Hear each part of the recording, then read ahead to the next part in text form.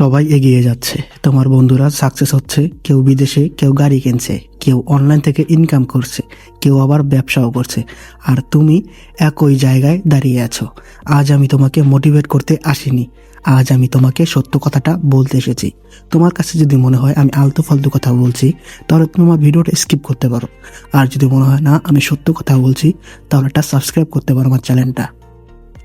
আমি তোমাকে আজকে শোনাবো কিছু পাঁচ লেসন সম্পর্কে, যে লেসনগুলোর কারণে তুমি এখনো ব্যর্থ এবং একই জায়গায় দাঁড়িয়ে আছো।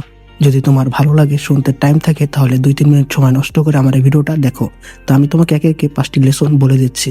লেসন নাম্বার 1, তুমি পিছিয়ে আছো কারণ তুমি শুধু ভাবো, কাজ করো না। তুমি বলো সময় নাই, সাপোর্ট নাই, ভাগ্য খারাপ। কিন্তু সত্য কথা হলো, তোমার মোবাইলে দিনে 5 ঘন্টা সময় আছে, কিন্তু নিজের ভবিষ্যতের জন্য 30 মিনিট সময়ও নেই। লেসন 2, তুলনা নয় দায়িত্ব। যে ছেলেটা আজ সাকসেসফুল, সে তোমার থেকেও গরিব ছিল।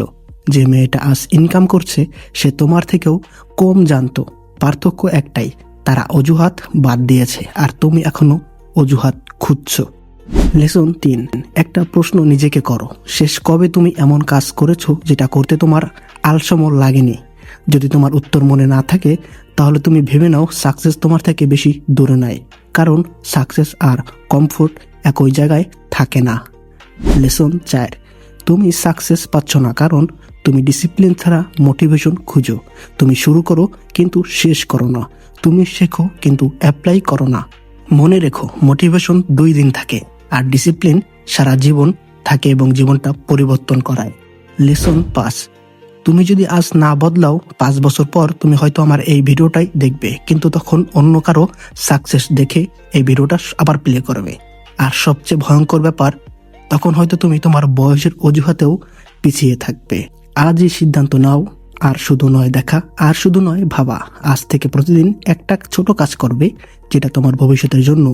কারণ সবাই সাকসেস পায় না, আর যারা সাকসেস পায় তারা লড়াই ছাড়ে না। ভিডিও ভালো লাগলে শেয়ার করো, আর যদি সত্যিটা গায়ে লাগে, তাহলে এই ভিডিওটা তোমার জন্যই ছিল। তোমার জন্য দোয়া রইল, এগিয়ে যাও সামনে, ইনশাআল্লাহ সাকসেসফুল তুমিও হবে।